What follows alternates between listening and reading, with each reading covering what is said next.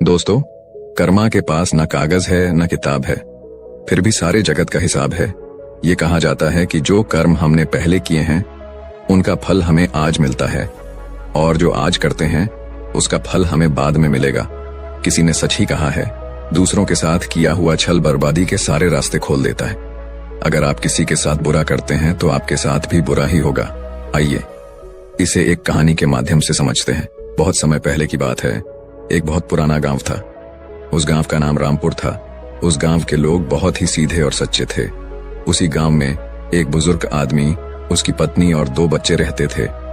बड़े बेटे का नाम कबीर था और छोटे बेटे का नाम सिद्धार्थ था। उसके माता पिता खेती का काम करते थे। वह एक किसान थे। समय के साथ साथ वह दोनों भाई अब बड़े हो गए थे। सिद्धार्थ अक्सर अपने भाई कबीर को देखकर जलता था, क्योंकि कबीर स्वभाव से बहुत अच्छा था। वह सबकी मदद करता था। उसके दिल में सबके लिए दया और आदर भाव था। सिद्धार्थ का स्वभाव ऐसा था कि उसके दिल में दूसरों के लिए कोई दया नहीं थी। वह अपने माता पिता से भी ठीक से बात नहीं करता था। वह हमेशा दूसरों का अनादर करता और नुकसान पहुंचाते रहता था। धीरे धीरे काफी वक्त गुजर गया। कबीर और सिद्धार्थ के माता पिता का देहांत हो गया। उसके माँ बाप इस दुनिया में नहीं रहे। कबीर उस वक्त घर पर नहीं था, वह दूसरे शहर गया था। जैसे ही उसको इस बात का पता लगा, वह सब काम छोड़कर दौड़ता हुआ अपने घर पहुंचा। कबीर को विश्वास नहीं हो रहा था कि उसके माता पिता अब इस दुनिया में नहीं रहे। कबीर और सिद्धार्थ ने उनका अंतिम संस्कार किया। वह बहुत दुखी था। वह उनसे बहुत प्रेम करता था। उसने गांव वालों को भोजन के लिए आमंत्रित किया और ब्राह्मणों को दान दक्षिणा देकर विदा किया। अब कबीर और सिद्धार्थ दोनों अकेले रहते थे। धीरे धीरे वक्त गुजरता गया। वह हर साल अपने माता पिता की बरसी पर ब्राह्मणों को भोजन कराता और दान देता। ये सब चीजें सिद्धार्थ को पसंद नहीं आती थी। वह कबीर से बहुत ईर्ष्या करता था और वह कबीर से जलते रहता था। उस राज्य का राजा बहुत अच्छा था। वह राजा सबकी मदद भी किया करता था। इसीलिए एक बार अपने माता पिता की बरसी पर कबीर ने अपने राज्य के राजा को आदर सत्कार के साथ अपने घर बुलाया और राजा के सामने ब्राह्मणों और उसके सगे संबंधियों को खाना खिलाया। ब्राह्मणों को दान भी दिया ताकि उसके माता पिता स्वर्ग में अच्छे से खुश रह सकें। सिद्धार्थ वहां खड़ा था। राजा भोजन करने के बाद सिद्धार्थ के पास गए। सिद्धार्थ ने राजा को प्रणाम किया। तभी राजा ने सिद्धार्थ से पूछा, तुम्हारा भाई तुम्हारे माता पिता के लिए इतना कुछ करता है, तुम ऐसा क्यों नहीं करते हो? आखिर वह तुम्हारे भी माता पिता थे। क्या तुम्हें यह समझ नहीं आता कि तुम भी अपने माता पिता के लिए कुछ कर सकते हो? सिद्धार्थ ने राजा से कुछ नहीं कहा और चुपचाप वहां से चला गया। सिद्धार्थ को गुस्सा आ रहा था, क्योंकि राजा ने उसकी बेइज्जती की, क्योंकि कबीर अब सबकी नजरों में अच्छा बन गया था। राजा ने भी उसकी तारीफ की थी और सिद्धार्थ सिर्फ चुपचाप देख रहा था। उसे ये सब देखा नहीं जा रहा था और वह कबीर से अपने अपमान का बदला लेने का सोच रहा था। 1-2 महीने बीत जाने के बाद एक रात सिद्धार्थ योजना बनाता है कि उसे कैसे भी करके रास्ते से हटाना होगा। अगले दिन सिद्धार्थ ढोंग करना शुरू करता है। नगर के सामने जोर जोर से चीखने लगता है और यह दिखावा करता है कि उसके माता पिता के गुजर जाने के बाद वह बहुत अकेला हो गया है और दुखी है। और सब लोगों से कहता है कि मेरे माँ बाप मेरे सपने में आए थे, वह स्वर्ग में खुश नहीं है। वह कह रहे थे कि कोई वहां जाकर उन्हें खाना बनाकर खिलाए, उनकी सेवा करे, वो तभी खुश रहेंगे। उन्होंने मुझसे कल रात सपने में कहा था कि मेरे भाई कबीर को मेरे पास भेज दो, वह उनकी बहुत सेवा करता है, वह इसके साथ बहुत खुश रहेंगे, तभी उनकी आत्मा को शांति मिलेगी। उन्होंने ऐसा कहा मुझसे। ये मामले की बात राजा तक पहुंच गई और राजा खुद वहां आता। हे राजा ने ज्यादा सोचा नहीं। उसे लगा कि सिद्धार्थ सच कह रहा है और कहते हैं, यह तो अच्छी बात है, कबीर को अपने माता पिता की सेवा करने का मौका मिल रहा है और मिले क्यों ना, इतने साल से जो पुण्य कर रहा है, राजा कहते हैं। लेकिन इसके लिए तो कबीर को मरना पड़ेगा। कबीर ये सब देख रहा था। कबीर को यह सब समझ आ गया था कि यह सब केवल उसे फंसाने की चाल है, क्योंकि उसका भाई उससे नफरत करता है। लेकिन वह फिर भी सब लोगों से कहता है, चलो ठीक है, इस बहाने में अपने माता पिता की सेवा करता हूँ। वह राजा से कहता है, महाराज आप अगले दिन नदी किनारे एक नाव का बंदोबस्त कराए। मैं नाव से कूदकर नदी में अपनी जान दे दूंगा और फिर स्वर्ग में जाकर अपने माँ बाप की सेवा करूंगा। राजा ने कहा, ठीक है। अगले दिन इन सभी चीजों की व्यवस्था कर दिया जाएगा और उसने मरने के लिए तैयारी करना शुरू कर दी। सिद्धार्थ यह सब देखकर मन ही मन बहुत खुश था। अगले दिन कबीर ने जैसा राजा से कहा था, उसके मुताबिक राजे ने नदी के किनारे एक नाव का बंदोबस्त कर दिया। राजा और सारे गांव वाले भी वहां आ गए थे।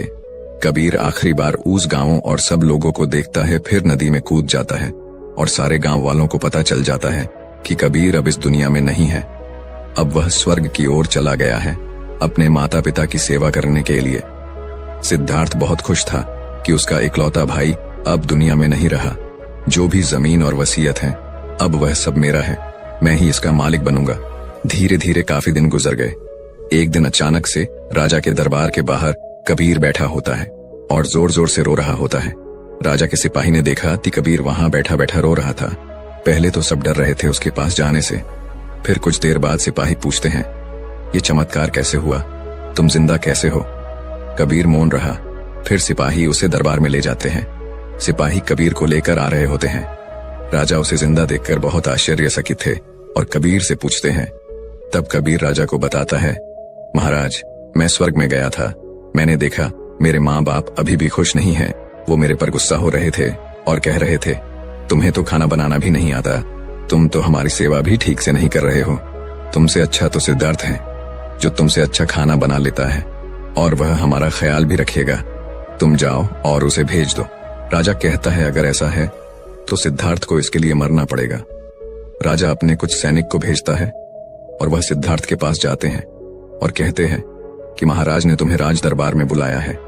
और सिद्धार्थ उनके साथ आ जाता है। राज दरबार में पहुंचकर सिद्धार्थ ने देखा तो उसका भाई कबीर वहीं मौजूद था। उसे वहां देखकर आश्चर्यचकित था। राजा उसे सारी बातें बता देते हैं और कहते हैं, तुम्हारे भाई ने माता पिता के लिए इतना त्याग किया है, अब तुम्हारी बारी है।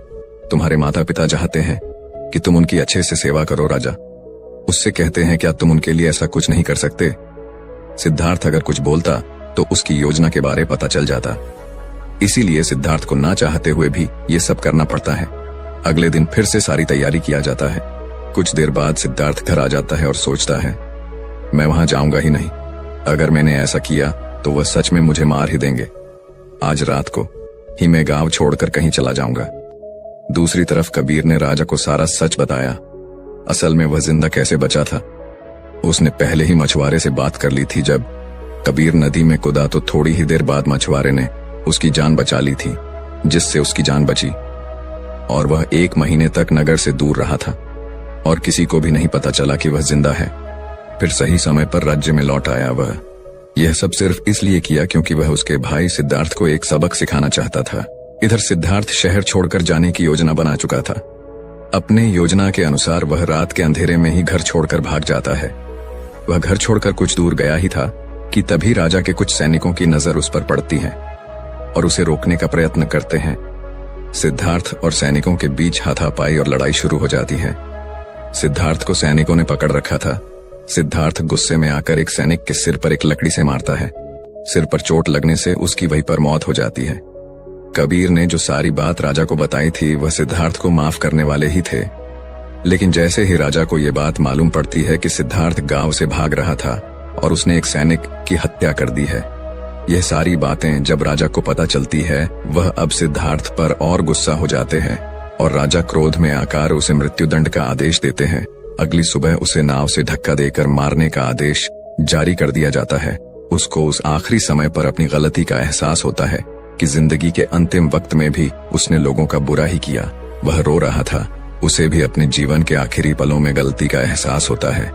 पर वो कहावत तो आपने सुनी होगी, अब पछताने से क्या होगा जब चिड़ियां चुग गई खेत से, और पछतावे के साथ उसे अपनी जान से हाथ धोना पड़ता है। दोस्तों, कर्मों का फल ऐसा ही होता है। जैसी करनी वैसी भरनी। बुरे इंसान को आखिरी वक्त तक सही और गलत का पहचान नहीं होता। जिंदगी ऐसे ही नहीं चलती। जिंदगी समझने की चीज है जिसे हर व्यक्ति को समझनी चाहिए। मनुष्य के द्वारा किए जाने वाले सभी कर्म उसके विचारों से बनते हैं। हमारी सकारात्मक या नकारात्मक सोच विचारों को जन्म देती है और वही विचार कर्म बनाते हैं। इस तरह सोच सकारात्मक होने पर ही अच्छे कर्मों का निर्माण हो सकता है। अगर हमें किसी के साथ बुरा करते हैं तो हमारे साथ भी जरूर बुरा होगा। जब आप दूसरों के लिए अच्छा करते हो तो बदले में हमारे साथ भी अच्छा होता है। यह भी हो सकता है उस वक्त हमारे साथ कुछ बुरा ना भी हो, लेकिन कभी न कभी इसका हर्जाना हमें भुगतना ही पड़ता है। इसलिए हमें किसी के साथ बुरा करने का कोई अधिकार नहीं है, क्योंकि कर्मों का फल कभी न कभी मिलता जरूर है। दोस्तों, आपने आज के इस वीडियो से क्या सीखा वह मुझे आप कमेंट में बता सकते हैं। इसी के साथ में उम्मीद है कि आपको आज की वीडियो पसंद आई होगी, तो इस वीडियो को उस इंसान को शेयर करें जिससे ये कहानी सुनने की जरूरत है, और उसी के ठीक बाद चैनल को सब्सक्राइब करें। तो चलिए फिर मिलते हैं ऐसी एक और नई वीडियो में एक नए मैसेज के साथ। तब तक के लिए अपना ख्याल रखें। धन्यवाद और नमो बुद्धाय।